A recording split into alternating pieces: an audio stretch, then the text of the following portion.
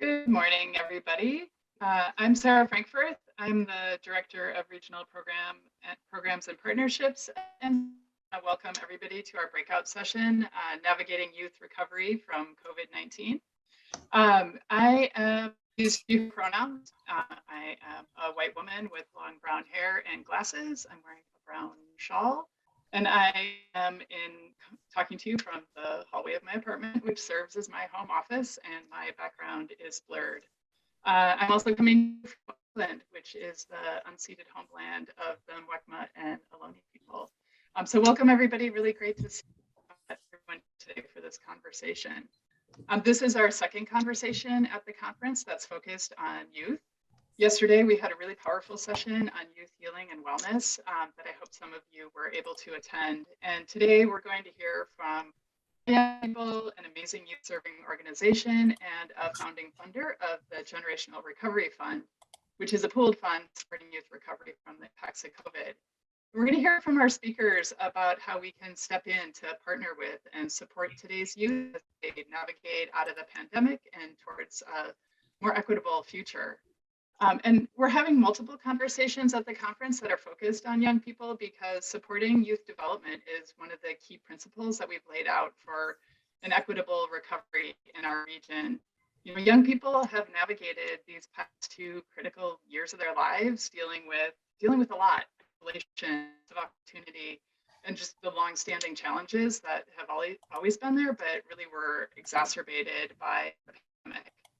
And despite the fact that many of the visible restrictions on our daily lives have ended, there are still very real young people we're living with today. For example, in yesterday's session, one of the youth leaders who spoke in that session described the experiences from the increase in violence around him in Oakland. And then he lifted up the power of his community of young people coming together to create healing spaces where he and his peers can connect and support each other to recover. Young people know what they need to thrive in their lives, and our future really depends on that hope and the joy and the ideas and the strength of our young people. You know, they're not just the leaders of tomorrow, but they're the leaders of today. So it's really up to us to listen to them, partner with them for a better future. So we're going to start our session today by listening to young people. So originally, we had hoped to have youth leaders speaking with us today. Unfortunately, one of them, Kevin Barron Maturano, has some SBAC testing.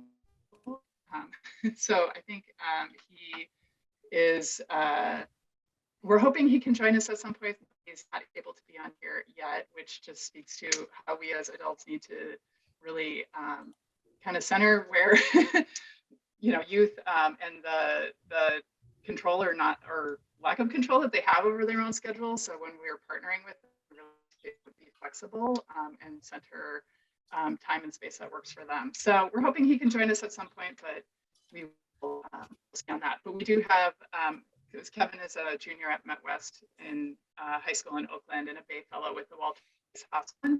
But we also have, we're really pleased to have Laura Trin here with us today. She grew up in San Francisco and is now a freshman at UCLA, and she's one of the campaign youth leaders at MyPath. And Laura's going to share with just some of her truth and stories about what the past 2 years have been like for her and her peers, and what her hopes are for the future. So with that, Laura, if you are ready, I'm going to turn it over to you. Yeah, hi everyone. I'm super excited to be here. Like Sarah said, I'm Laura. I'm a youth power member from MyPath, a first year studying business economics and sociology at UCLA. I go by she, her pronouns. I'm joining from unceded homeland, and I am a Chinese American with long black hair, wearing a gray cardigan, zooming in from my dorm room. And I'm super excited to talk about like what MyPath does and like what experience I gained out of it. So My Path is a national nonprofit focused on wealth building for BIPOC youth and young adults from low income and low wealth communities. And we work by reducing their financial and economic vulnerability and by creating mobility pathways. So we do this by working in partnership with youth through a variety of decision makers to transform systems and policy. So at My Path, I'm part of the Power Group. So we are a group of BIPOC youth leaders that focus on changing systems through policy advocacy. So I first came across the opportunity to work with the organization while in school in 2018. I was sitting at Lowell High School, and I remember some staff members came to do some presentations, and I was super eager to learn more about the economic mobility they offered. Like I knew from a young age that I needed financial education since, I grew up in a low income family and I had to balance multiple jobs to help my non-English speaking single mother. So there were definitely a lot of like banking tenets that I did not know how to navigate until I was able to open a non-custodial account with My Path. So in turn, through My Path and like all the programming that I went through, I was more prepared for COVID impacts as compared to my peers. So even though I couldn't work in person anymore, like mid 2020, I still had savings to fall back on. COVID definitely amplified the inequities that we kind of already knew. Like, for example, a lot of youth lost their jobs and health security that was essential to supporting their family, in addition to when they were already being paid low wages. So I can think of like 3 examples from peers that I know personally. So I have this friend who didn't have a non-custodial account, and so in turn, she didn't have a personal savings account, but since she worked with other youth programs and other part-time jobs, she did have a good amount of like personal savings. But although that account was shared with her parents, I knew one of her dreams was to go out of state for college.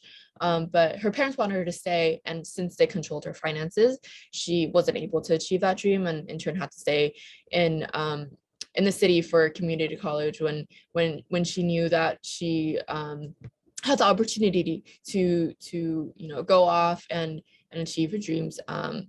So that's unfortunate, and I know there's a lot of peers who also worked part-time and even full-time during the summer, and who got sick and laid off because of COVID. And since that was only a job, like my other friend who wasn't able to support her family anymore, her single mother anymore, her finances started to suffer, and she is actually in a lot of debt at San Jose State. So if financial education was actually provided, I feel like she could have managed her money a little bit better.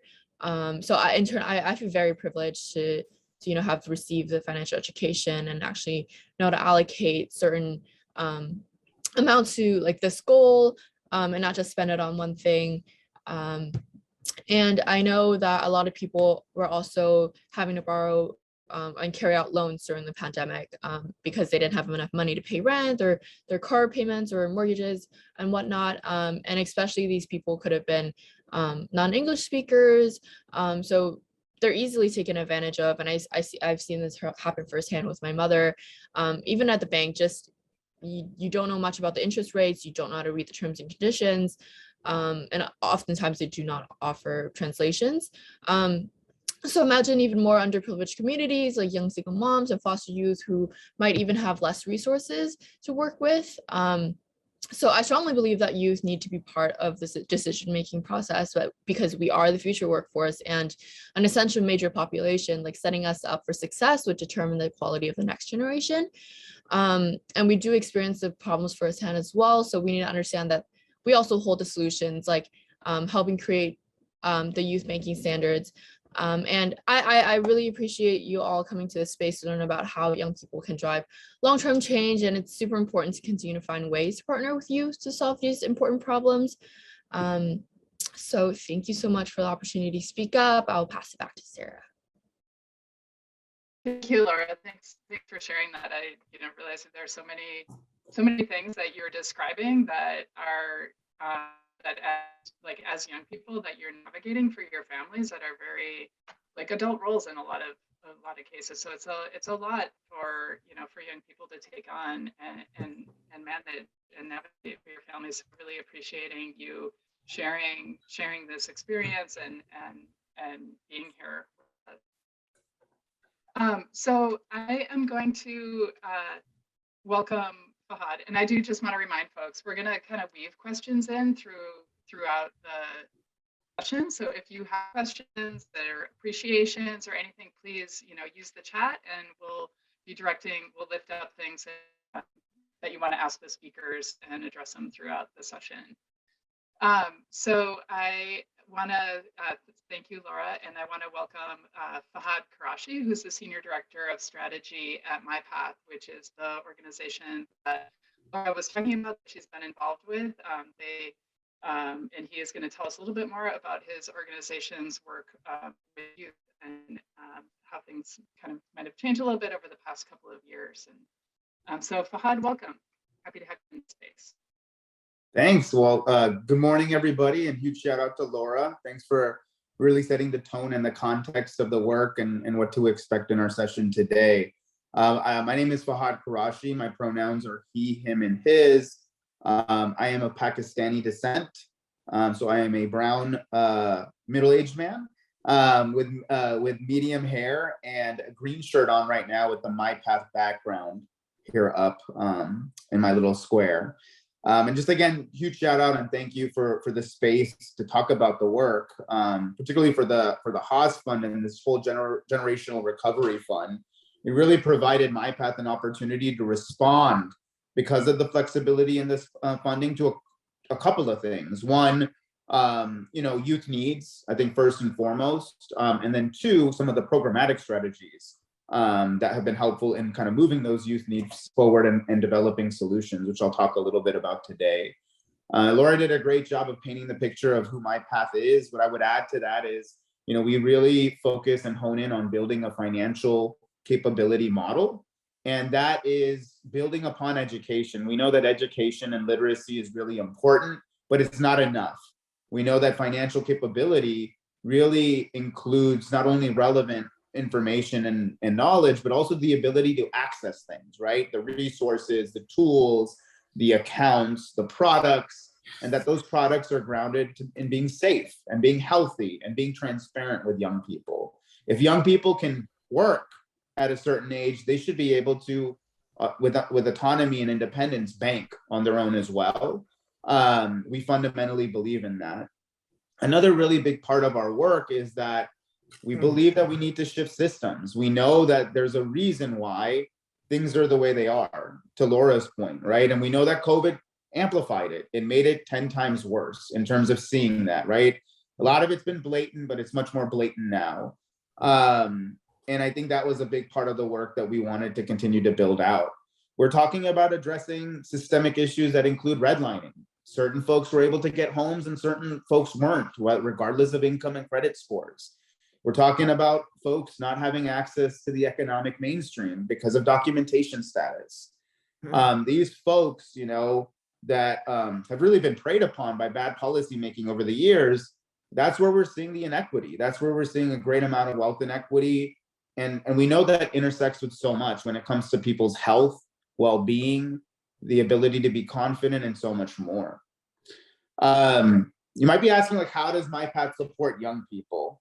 Well, quite a few ways. I think, let's just be clear too, that young people have, I think to Sarah's point, have dealt with a lot. When we think about the generation current and the generation even before that, we're talking about two major economic setbacks. Our country really hasn't had viable on-ramps for young people to kind of get into this economic mainstream, to be able to be comfortable, to be able to be transparent, to be able to have those rails so that they can join the economic mainstream. And that's why it's so important to engage young people right now to share their expertise. A lot of the times when we think about policy or changing something, we do it in our think tank, right? We do it with adults leading the charge. We do it with elected officials. It's really important, to Laura's point, to bring in youth expertise. When we think about young people, their lived experience and their perspective often has the solution grounded in it. And we've seen in our work that when we engage young people and this generational recovery fund giving us access and opportunity to do that, we see tremendous outcomes. And at the core, My Path focuses on building strong youth and adult partnerships. And what that means is that we don't see young people as recipients of information. We see them as resources of the community. We see them with that expertise. We see them with that knowledge. And we leverage that. We partner with young people to build out platforms. We build out kind of an understanding, to collect data, to analyze that data. We support them in that. But with Laura and her team at POWER, which stands for Policy Organizers for Wealth and Economic Rights, they've actually been able to create something, which I'll share in a second. Now, many of the social movements that we talk about, right, from the Civil Rights Act to DACA to the Dakota Pipeline, no DAPL, they've been pushed by young people. Youth have continued to do that work in this POWER frame. And what POWER is, it's basically a group of longtime leaders at My Path who, in Laura's case, have kind of experienced different parts of our programming work, who are coming together to take on federal, state, and local policy change. And it's a way to really channel youth expertise, channel those solutions, engage key stakeholders. Bringing young people together to lead this thinking and to do movement building can be challenging. Well, this is where we see philanthropy playing a role in supporting this kind of work, identifying the solutions, identifying the needs, and implementing the change through advocacy efforts. My Path Young People in POWER really developed this research that was grounded in stories. They connected with young people across the country to create a set of principles that articulate what all youth deserve and what they need to thrive. And that was really the foundation of the Youth Economic Bill of Rights. It's framing the advocacy work, it's framing the organizing efforts, from building allies with youth across the country. We're seeing intersection with economic efforts, workforce development efforts.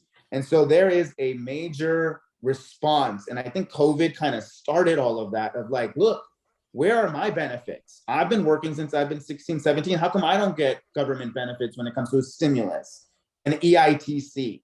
So that has been grounded in some of the recommendations that these young people have done. Another example, guaranteed income, huge movement that's been sweeping the country over the past few years that provides cash with no strings attached to folks, right? So that they can address the needs that they have. We've been able to pilot some of this work, and this POWER group has been able to do advocacy. So they've been able to connect with, in this case, a former board of supervisor who then became a senator, Dave Cortese. And so he had been kind of building out this idea in Santa Clara County to create a guaranteed income that supports foster youth aging out of the system. Within that work, and some of the early outcomes that we saw, because we were kind of added as a financial capability component, we provided financial mentoring as an optional support in that program, which a lot of the young people took up. We've seen that this type of investment at this particular time in COVID has been very, I think, strong in terms of how quickly it's been able to stabilize young people in their financial needs, create pathways for wealth. We've seen a whole spectrum in Santa Clara County with those foster youth, from like, now I feel like I have a savings account, to I can walk into a bank and own that space. I understand the language, kind of to Laura's point that she was talking about before, all the way to I feel like I'm ready to buy a house. So, seeing those types of outcomes and seeing that this, and that's all been led by young people, in terms of trying to advocate for that. And I think that's really, really important. When we think about the process, right, of what POWER has done, they've trained other young people on policy efforts, guaranteed income being one of them. And so now in that process, they have a group of youth advocacy councils all across the state through the California Youth Connection that are ready to advocate in their local jurisdictions for this type of resource. They've connected with the Consumer Financial Protection Bureau, which is a federal agency that sets kind of like consumer rights and protections to make sure that folks are safe when it comes to banking and other financial products. They've met with the FDIC and NCUA when it comes to federal banking regulations. They've met with philanthropists, about where you need to spend your money. And all of this was really made possible because we were able to stipend young people. And again, part of that coming from the Generational Recovery Fund.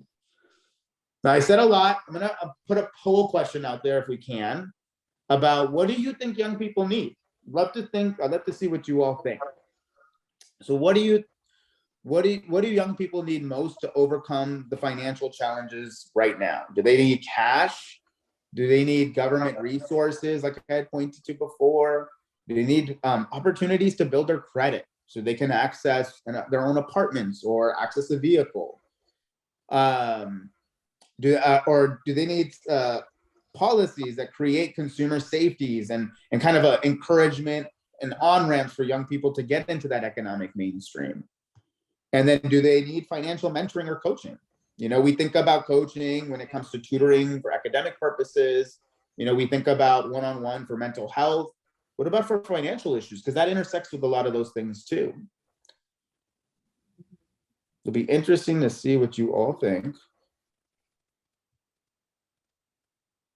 And then whenever that's ready, we could share it with folks. I'm interested in what you all think is the most pressing issue for young people.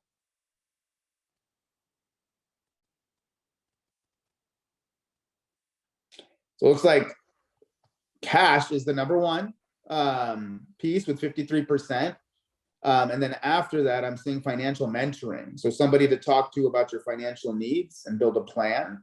And then the policies piece around just creating safety and on-ramps for young people. And then government credit building. And then nobody mentioned government resources. So there's no wrong answer here. All of these are issues. So think about that for a second, right? Think about how hard it is for young people to be able to think about, hey, go to school, you'll be fine. What about debt, right? What about the lack of financial opportunity out there, right? That's, I think, really created, I'm not gonna say a sense of despair, but definitely a lot of interest and intrigue of how do we approach this situation? I mean, that's where young people are really bold. They're not scared of what's happening. They're interested in leaning into it. And I think we can all kind of take a lesson from that. And this isn't new, you know, this is, again, this wealth inequity that we see in Black and brown communities isn't anything new, but it's been amplified because young people have told us it's a big problem. It's a barrier to their success, to their health, to their life. And so that, again, in turn, is why we created the Youth Economic Bill of Rights. Now, investing at this point in young people is really critical. This transitional age, a lot of those investments either go to children or they go to seniors. When we think about young adults and that policy lens and those resources, this is the time for a lot of reasons. One, prevention, right? We don't want young people to go down the road on the wrong path when it comes to financial health because it can create so much harm later. How do we do that so that we kind of create a preventative effort up front? And when we think about other types of investments, how do we continue to move on the guaranteed income front? And so we were able to kind of do a couple of things when it comes to the guaranteed income work. And this is where it's connected to the Generational Recovery Fund. So we've done a couple of pilots, one in San Francisco supporting young mothers, another one in Santa Clara County that I mentioned that provides guaranteed income with optional financial mentoring. We've seen an incredible turnout of folks that opted into that financial mentoring program. For example, in Santa Clara County, 72 young people that were the participants getting the guaranteed income that were in the program, 46 of them signed up for financial mentoring. So that's over 60%. Again, they're busy, there's a lot going on, but that demonstrates the need, right? We want somebody to talk to, we want somebody to help, you know, build a plan, you know, we want somebody to help us understand some of these kind of like pieces that we never got access to. We've also seen young people leave an abusive relationship because of this work. You know, I think when we think about some of the stories we've heard, their ability to build credit because they were so tied in from a financial aspect, they felt trapped. And this is a young mother. She felt empowered after her mentoring experience to be able to get financially secure and then move out. And so we're seeing a lot of intersection to the mental health and kind of overall health piece. I think that, you know, guaranteed income, it really gives folks autonomy. And with this financial mentoring optional piece has been really kind of impactful for young people. We think about self-actualization. We think about, you know, understanding financial challenges. When we think about decision-making, all of these outcomes have really kind of surfaced from that work. And I think specifically where the generational fund recovery was really helpful was, there's been a big issue and challenge when it comes to the guaranteed income pilots, and that is there impact on taxes and is there an impact on benefits that a lot of folks might already have? So for housing, for food assistance, and so much more. And in some cases, there are implications. If you don't have any private dollars or unrestricted funds, and all of your funding is coming from like a government or the county public dollars, what they call it, then you are not able to get waivers. And because of this funding, we were able to get waivers for CalFresh and CalWorks. And those waivers are now for our next project, which I'm really excited to share with you all. It's called the Black Economic Equity Movement, or BEAM, which focuses on supporting 300 emerging Black youth in San Francisco and Oakland with a guaranteed income for 12 months at $500 a month. Those young people will also have access to financial mentoring and another concept that we call peer learning circles, basically our financial capability supports. And again, that little detail of like, hey, a young person doesn't have to worry about, do I choose this program or do I choose my housing, right? I kind of need both. And so now we're able to do that again because of the opportunity that has been provided here through Generational Recovery Fund. The other piece that's really important too is just our virtual learning opportunity. So as you know, with COVID, a lot of programming had to pivot to an online platform. And it was no different for us. We quickly had to pivot too in terms of how we engage our partners, how we engage our youth in the house, how we do our advocacy work, everything. But that also helped us think about, this tech pivot's actually, it can increase access for young people to be part of our work, to get the resources they need. So let's make an app. And so we're planning to develop an app called MyPath Next, which will be this one-stop kind of hub that connects financial mentors to young people that from across the country, that provides resources, that provides, kind of a learning engagement opportunity, a learning management system, resources for credit. And ultimately, as this evolves, we'd like this to be a place where young people come in and look for products for themselves, from checking and saving accounts to credit accounts. And so I know I've been talking a lot. Just wanted to, again, really shout out the work that's been done here, the support that's been provided. It's been really impactful for the young people that we serve. We do think that, investing in economic policy solutions that are centered around youth will create the necessary resources, tools, and knowledge for investing in the present and the future of our nation's young people. And, these youth that design these economic rights, they're the key pillars to policy recommendations that will prevent generational poverty and build supports systems in order to really create a path towards wealth building, which is our ultimate goal. Like, if we want to put ourselves out of business, that's what we want to do. We want to make sure that young people have access to the wealth building pathway. And with that, I will stop. And thank you again for your time, and welcome any questions, thoughts, or voices of outrage. Voices of outrage. So I know you did kind of touch on this, but just there was a question in the chat. Anything else about how your work needed to shift at MyPath due to COVID-19, or new programming that emerged as a result of the pandemic that didn't exist before? If you've I know you touched on this a bit, but if there's anything else you wanted to add on that, that was a question from the chat. Okay, cool. Yeah, I see the question right here. Perfect. So how is MyPath's work needed to shift due to? Yeah, I mean, there's a virtual pivot for sure. And then we saw a whole list of needs and questions from the young people that we have been connected with. And so that actually led to the Bill of Rights. So I would say that our work shifted to an advocacy. I think there was a lot more emphasis on advocacy. One, we saw opportunity with the shift at the White House, into Biden's new role. And then we saw an emerging shift in the different government agencies. So again, the Consumer Financial Protection Bureau, which was basically kind of put to bed when Donald Trump was the president. It was nice to see the rebirth of it. And so given some of those types of opportunities, knowing that there was viability in trying to move this needle, we were able to shift our work and really focus on some of that advocacy, those advocacy efforts. And then the programming that emerged as a result of the pandemic, MyPath Next, I think, is a big piece. So we've been able to formulate this group of 13 young people that come together twice a month they're stipended for their time, and they are a thought tank when it comes to like, what should the app look like? How should we be collecting data from young people? What type of data should we be collecting? What should we do with that data, et cetera? And so there definitely were quite a few shifts that we pivoted when it came to COVID-19 programmatically. Laura, there's also a question for you in the chat. So outside of the financial stresses, what other issues do you think youth are facing today that the pandemic exacerbated? Yeah, I definitely feel like there was a big psychosocial impact that the pandemic left like youth with. So like, besides like the financial aspects, like we were also disrupted in our educational and like opportunities. Like I felt like I could concentrate less on schoolwork. And also, because and like phrasing this as a high school junior, senior during the pandemic, I knew that I had a lot of extracurricular opportunities just for college applications.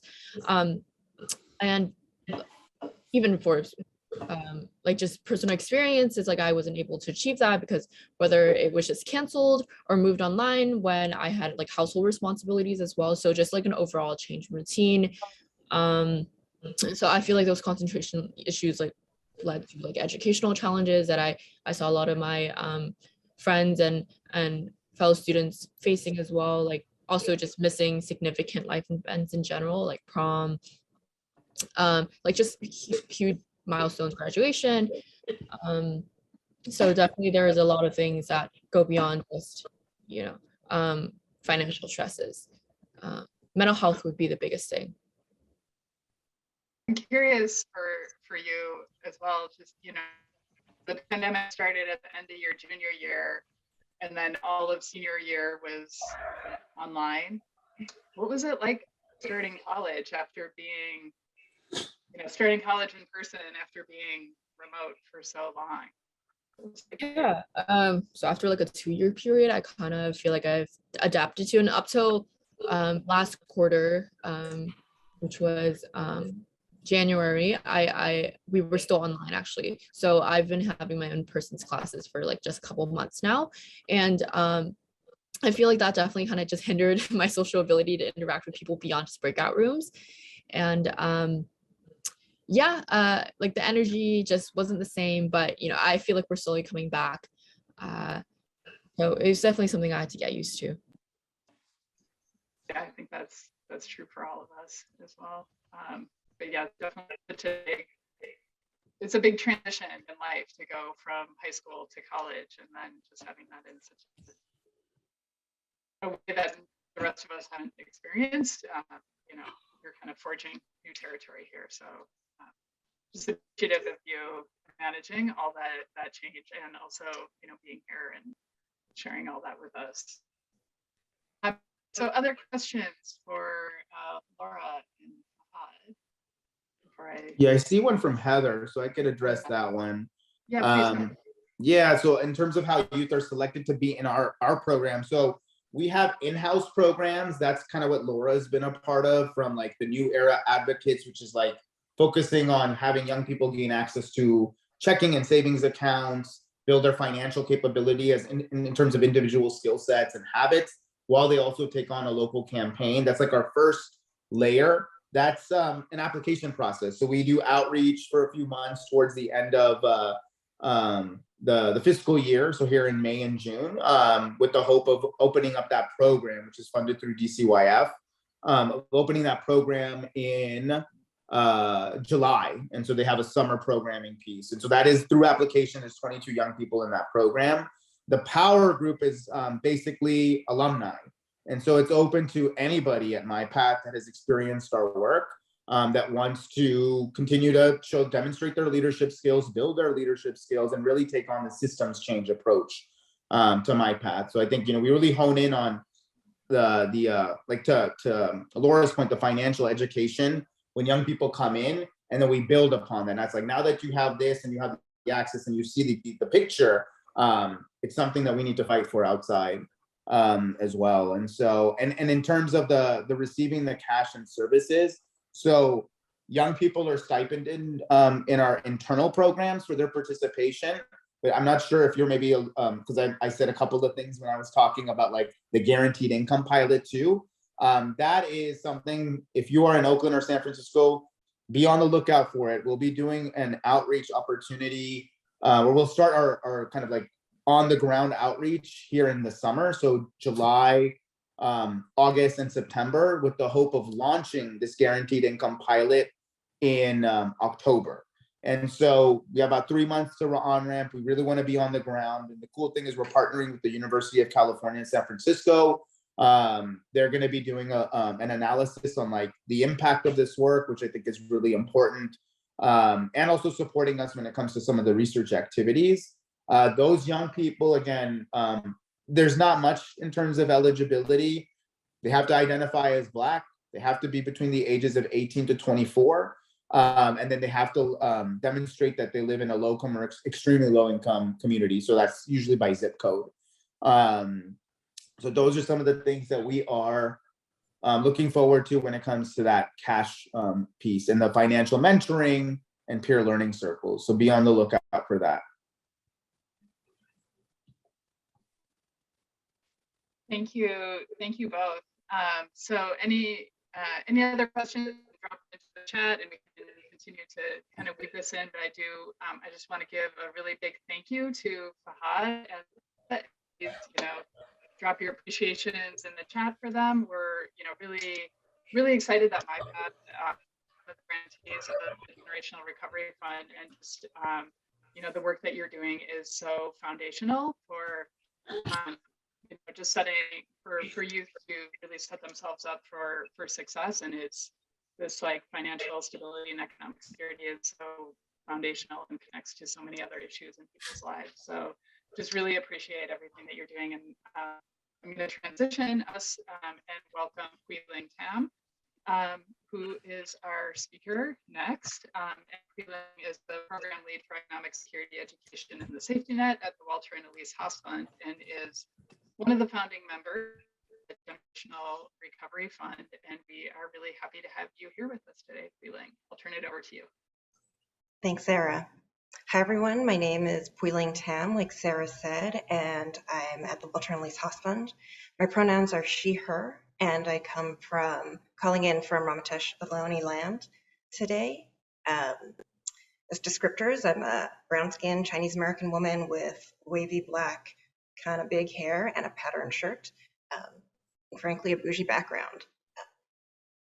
And I want to switch here to an acknowledgement, because I want to acknowledge where we are in the moment with young people, educators, with caregivers in time, because time is a theme that keeps coming up this conference and in this session when we talk about young people as not just the leaders of tomorrow, but also today. And so this is a time in May and spring when,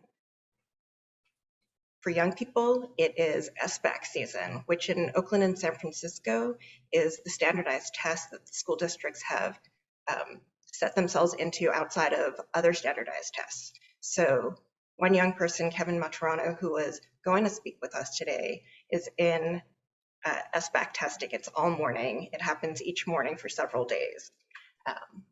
So it's testing season. For educators, it is budget season and it is layoff season. For caregivers, it's transition to summer and through all of this pandemic. And for community-based educators, spring is it is a full-on season because it is a transition from academic year programming to summer programming. It's hiring, it's training, it's recruiting, it's creating curriculum.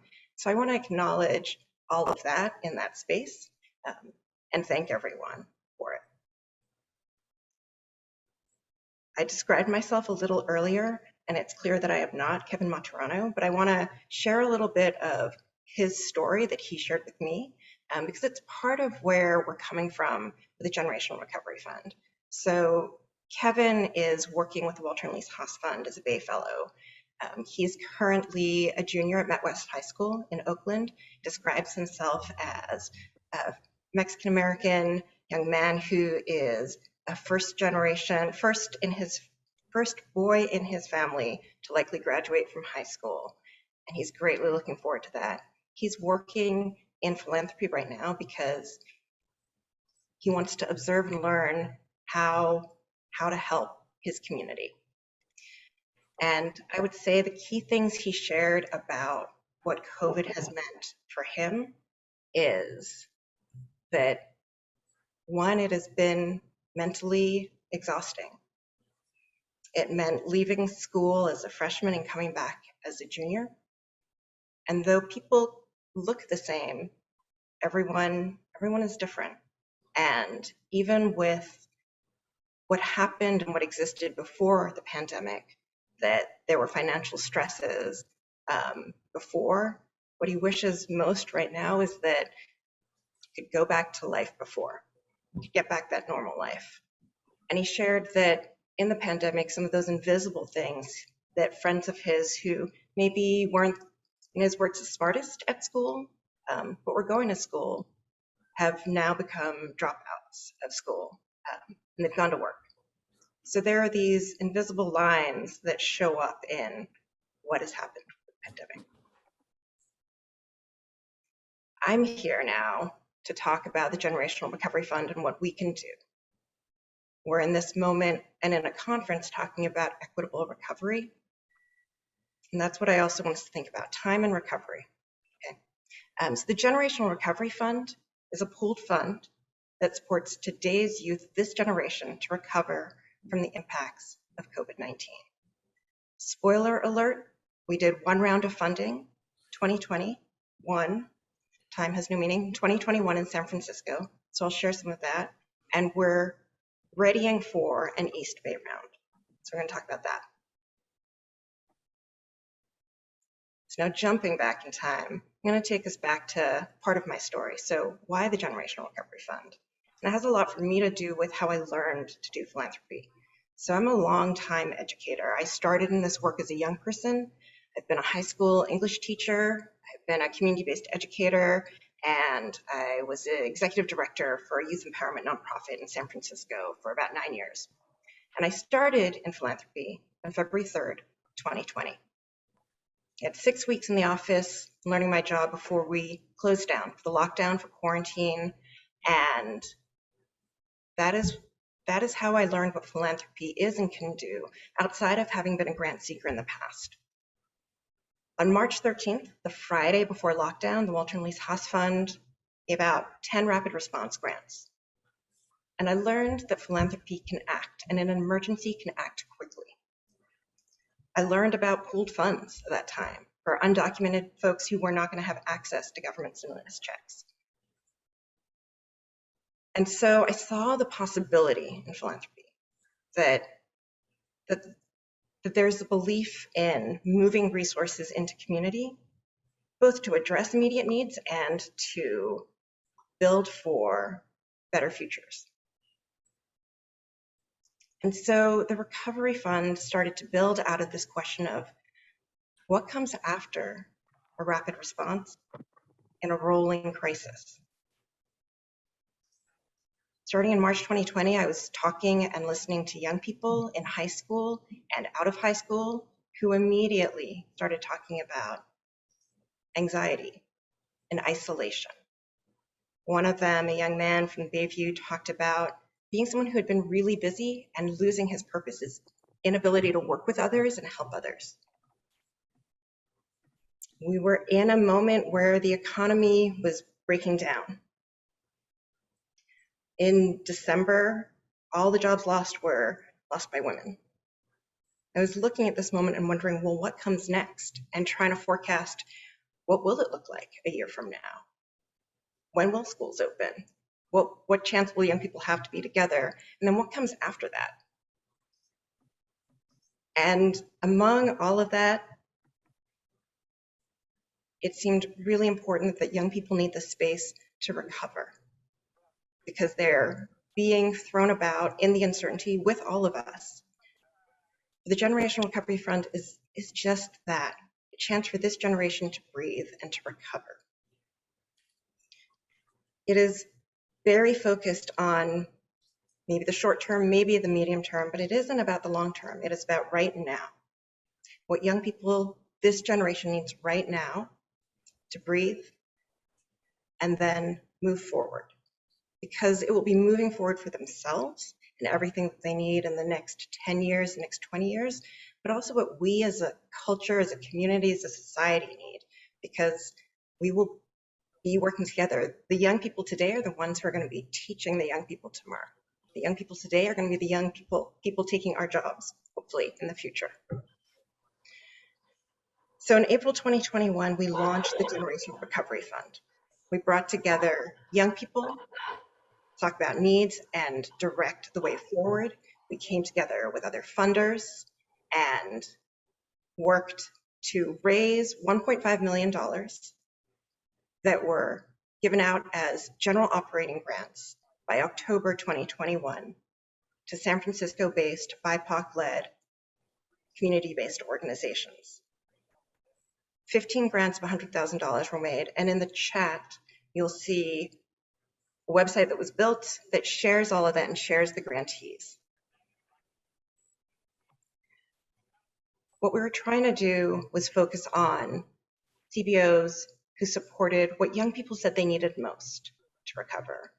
And it was named by young people as wellness, learning, and jobs, or heart, mind, and the material support to meet their purpose and to build their future.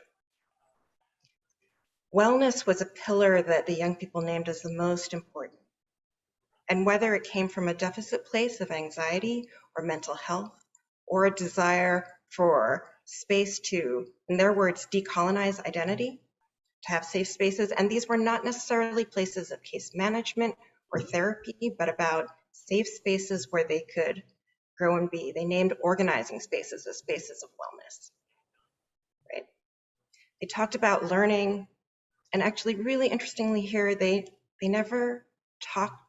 very rarely talked about academics. They said, we want to be learning, and we want to be learning about things that we don't typically get taught in school. One of the key things they named was financial capacity. And then jobs, young people said, well, we need to be paid now because we are supporting our families and we're supporting ourselves. And we were doing work. So the Generational Recovery Fund is focused on those three pillars. In round one in San Francisco, we worked to listen to and be led by young people, to trust community-based organizations to do what they do and support those CBOs' resilience, and to collaborate and learn as funders. I would encourage you to throw into chat if you have questions about what did we hear from young people, to throw it in. There were multiple structures we used to try and encourage and bring in and center youth voice. So young people were part of the design of what are the pillars of the Generational Recovery Fund, right? They were part of the decision-making structure. So there's a young person who was part of the committee who decided the grants. We met with groups of young people of middle school age and high school age to determine how do we make the decisions, given that we have amazing nonprofits, but we don't have the funds to support them all. How would you have us make decisions? If an organization, for instance, does wellness work, would you pick that one, or would you pick the one that does jobs? And we listened to them and used that in making the final decisions. In trusting community-based organizations to do the work, I want to share a story actually from 2007 when I was listening to a panel of social justice educators talk about their work. And a kindergarten teacher talked about how he trains and supports his kindergartners to do and learn and build all the resilience possible in that 1 year and that sense of self-worth, because he doesn't know who they will have next in first grade, in second grade, in third grade. So all of kindergarten was about building his young people up so that they could emerge from the school system. And he said, because who will be there?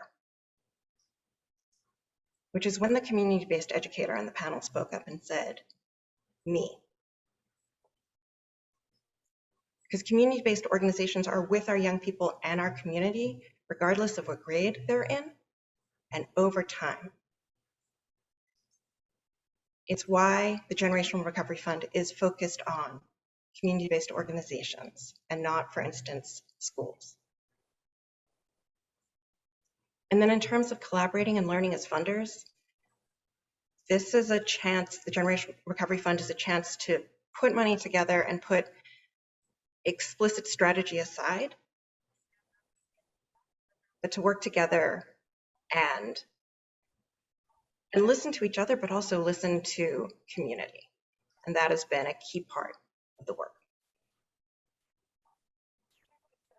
So today, in 2022, we are now raising funds and readying for the first round in the East Bay.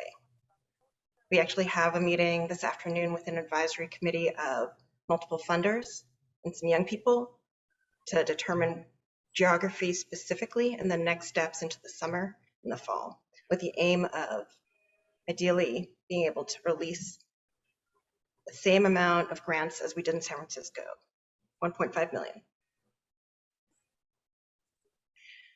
And I want to talk a little bit about, well, why now? And what does recovery look like now? And forgive me for repeating things that you know I've already heard, but you know, at heart, I don't know yet, and haven't heard it from schools and community-based organizations, or even just people in general. Youth haven't had the chance, and it's a space to recover, to breathe. Think about what's happening all around them, just as evidence of this. In Oakland, we have school closures, disproportionately in communities where there are more Black students, for instance. In San Francisco, I was told, and I would love if someone points out a different statistic and tells me that I'm wrong about this, that 2,500 layoff notices went out in April to teachers and educators in the district. And according to my research, there were 2,800 educators in the district. Not everybody will be laid off. Some people will be called back, but most often the people who decide, well, I'm not going to return to this work are teachers who are newer and have less tenure. And most often those teachers with less tenure are in the schools where there's higher turnover, and those are schools that serve predominantly low-income communities of color. So what I'm trying to draw out here is that we're seeing structures that our young people need for certainty, for growth, for ongoing development, the structures that we want to be there for them are public schools, and they are struggling.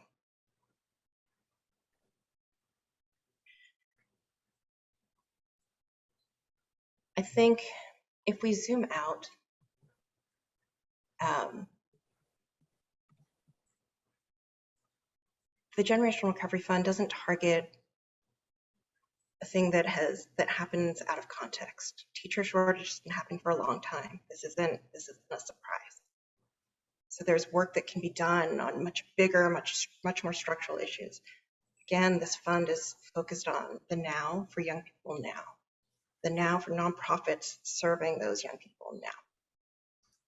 But as you can already tell, many of those nonprofits, like My Path as an example, they are set up to do the transformative and the structural work and are already doing it. We as funders don't need to be transformative. We just need to support those transformative organizations. Young people are amazing. They're brilliant. They're hilarious. They're weird. They're kind. They're inventive. I see Fahad laughing. I have an 11-year-old and a 13-year-old, and oh boy, right? They have shown what they're capable of all through time, and certainly in the last 2 years. They get up each day. They went to Zoom class and maybe turned on their video, maybe didn't. They took care of their siblings. They took care of their parents. Maybe they took care of themselves. They took jobs. Young people are resilient. This isn't a narrative of victimhood. And they don't need to do this alone. We can be there with them. We're not bystanders to a slow motion train wreck. We see signs and we can act, and it can be outside of what we normally do. It is a wearying time because the pandemic still isn't over. But we can act. That's my call to action for all of us. And I think what we choose to act, how we choose to act, can be and should be up to each of us. And maybe it is specifically within strategy. Maybe it's to give to the Generational Recovery Fund, which of course I encourage. Maybe it's to give to the Youth Power Fund, because they are amazing and they are doing ongoing ecosystem work of youth organizing. If you didn't go to their session yesterday, would look it up and listen to the work that they're doing about radical healing and youth organizing and youth-led spaces. But more than anything, now. If not now, when? And if it's not us, who? I think I'm going to stop talking now and pass it back to you, Sarah. Thanks, Wheeling. So we'd love to open it up for questions now. I did want to just address one. Naveen asked in the question, how does the Generational Recovery Fund work with the Youth Power Fund? So the Generational Recovery Fund is a bit newer of a fund than Youth Power Fund. So sort of behind the scenes, we've been doing some cross-pollination of learning from youth engagement strategies, are planning to do more connection around hoping to connect around evaluation and as Wheeling mentioned, just really thinking about strategies. Wheeling, did you want to add anything around this? Yeah, I would add that when we were, so what I didn't speak about as much was the trust-based practices we were practicing and learning and doing with the Generational Recovery Fund. And so no nonprofits had to submit anything. What we did was the due diligence and the research about learning about organizations, including asking community members, young people, their funders, who should we be thinking about? Who should we be directing resources to? And one of the groups we went to was the Youth Power Fund, who was able to share with us who they were looking at and talking with. And because the round of funding last year was only for San Francisco-based organizations, that's not the scope of Youth Power Fund. Youth Power Fund covers all the counties in the Bay Area, but there are 5 organizations in San Francisco who are part of the Youth Power Fund, and I believe that 4 of them were funded by the Generational Recovery Fund.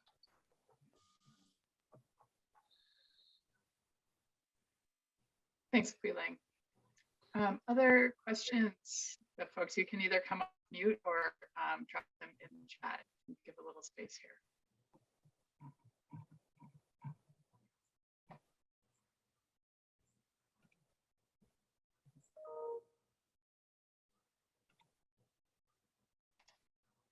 So while people are thinking, I do have a question that I wanted to ask each of our speakers. So what's your greatest hope for young people as we emerge from the pandemic and move towards hopefully a more equitable future? What's your greatest hope?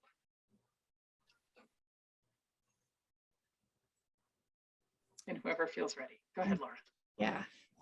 So I was able to explore the systems in place historically and as a result currently in the US, while simultaneously examining my own history and experiences through my past. So I would say the programming felt like live interactive textbook, where each meeting would unveil a new chapter. I gained the knowledge I felt was missing from everyday schooling. I found a relevant place to talk about my stories growing up. And I'm now on track to graduating college without debt. So I hope to help other youth do the same, just accomplish their goals in general and just supply them the resources necessary to do so. Graduating without debt is just an incredible accomplishment. So, I mean, just like, I can't even, yeah, that's fantastic. So just huge congratulations to you for that. Yes, Laura is going to continue to do amazing things now and into the future. We're very confident. I'm appreciative of Laura's time here today too. So I'll piggyback off of that. So I think, in terms of what is your greatest hope for young people as we emerge from the pandemic, we just got to stay out of the way, I think, as adults. I think part of it is, it's always good to have strong youth and adult partnerships. And part of that is sharing the power dynamics, right? Part of that is trusting young people with their instincts and with their guts, I think, and really creating the space more so than anything so that young people can feel vulnerable and comfortable to get to the place of solution building. So I think to me, it's like, that is the greatest. I'll give you one quick example too of how effective youth voice can be. We met with a legislator early in our Bill of Rights development, and we were talking about one of the founding members of Power, Amadeus, was talking about, like, it's really hard. Like, I got to make a decision on if I'm going to come back home and support my family. And I'm about to graduate from Berkeley. All these things are spinning in my mind. I'm not sure if I come home, if that's going to be a good thing too, because I might not be able to get a job the way that this pandemic is looking. So all these thoughts were in this young person's mind. And the legislator said, yeah, I know how that feels. My son too, he's at home chilling on the couch, basically. And I think that was a moment of like, no, sir, this is not what we're saying. What we're saying is that there's a big difference when we think about inequity and the ability to couch surf and kind of hang out and wait for an opportunity versus I need to figure out I can only do one or two things. I'm stressed. I don't know what my future holds. It's very different. So even in that small frame, that little youth voice and that little kind of pushback of like, no, that's not what we're saying here, was really powerful, because I think there was a bit of an epiphany for that unnamed legislator. And so, yes, I think, again, stay out of the way, create the partnership, really find pathways to amplify that voice. And again, this being one of those spaces to do that. So thank you.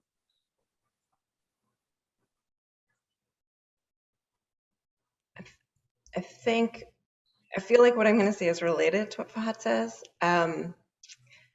So my grant making with young people is focused in the teen years, the older teen years, but my answer is actually going to be more focused on younger youth. So the Generational Recovery Fund is for K-12 plus young people. And I'm thinking about time compression. We have to get back to school and we have to get back on track. We have to be reading, we have to be at the standard, we have to pass these tests, right? So I want for young people out of this pandemic to know how to just be a young person, to couch surf, to play. I want those 5-year-olds to know what it's like to play with other 5-year-olds.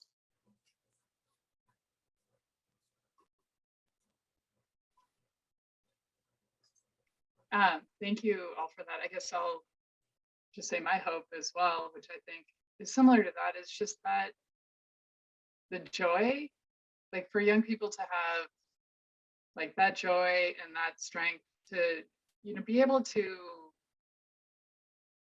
to see their future and be able to see their future and achieve it, that they can have the freedom and space to also just focus on themselves and what they want and see for their future. There's so many pressures, I think, on many young people through this pandemic to be the teacher for their younger siblings, to be, helping support their families, just, called into so many roles that that aren't just about their development as a human. So I hope for them that joy and that space and that freedom to pursue their dreams and achieve all the many amazing things that they can. So that is my hope. So there's a question in the chat from Amy Price. So what's the current status of the Generational Recovery Fund and its expansion to the East Bay, the timing of next round of funding? Caitlin, do you want to take this? Yeah. Hi, Amy. The current status of the Generational Recovery Fund is we are in planning stage to get funds out to the East Bay by the end of 2022. That's it, most definitely. We are deciding shortly exactly where in the East Bay, and so that is going to play out as either county, city, and the next round of funding will be this year. So we're hoping this summer to be reaching out and talking to organizations or some process like that. I will add that in San Francisco, we essentially said, there's a lot of wealth concentrated in San Francisco. There's a lot of infrastructure in San Francisco. So we see that as a very immediate term, 1-year response, and we let grantees know that. Generational Recovery Fund in the East Bay, we're hoping is a larger fund. So we have raised about half of the dollars we need so far, about $750,000, and have another $750,000 to go to have $1.5 million for this round. And then we aim to keep raising another $3 million to continue support in the East Bay.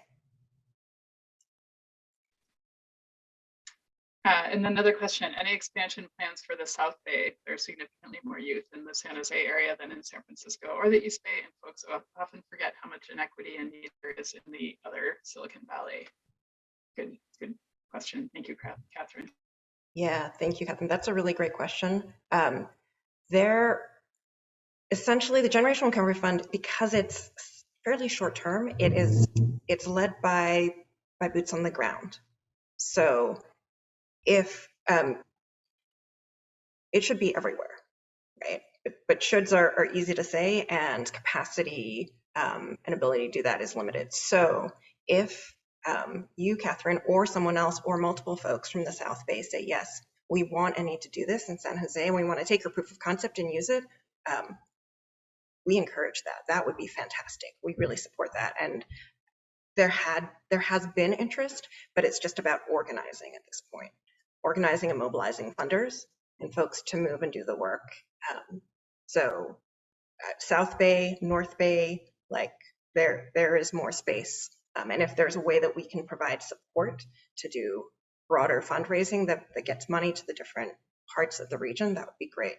And I should add the Generational Recovery Fund is hosted and facilitated by Northern California Grantmakers. Thank you, Sarah and team. And the funds are held by amalgamated charities. The Walter and Lisa Haas Fund pays for that. So if you give to the Generational Recovery Fund, that's money that will go directly to grantees and not for admin. So thank you, everybody. We are approaching the end of our time here. And I just want to give a huge thank you and appreciation to our panelists, Laura, Kevin, Kevin at school, hoping the SBAC's going well. Fahad, Wheeling, just thank you so much. Just appreciate your partnership and your work. Fahad and Laura, thanks so much for just everything that you are doing through your organization and your communities. Just really grateful. So if you are interested in learning more or acting collectively with young people to build this more hopeful future and equitable future, please reach out and drop emails into the chat. You have a break now in the annual conference until 11:30, and then you can join us back on the live stream in Swapcard for the next session, which is going to be a great keynote session with Dr. Manuel Pastor, where we'll be continuing this conversation on how we can build a better future. So really appreciate everybody's time, and then we're going to have an evaluation form too that we will be sending out. So thank you, everybody, and I hope to see you back in the main session at 11:30.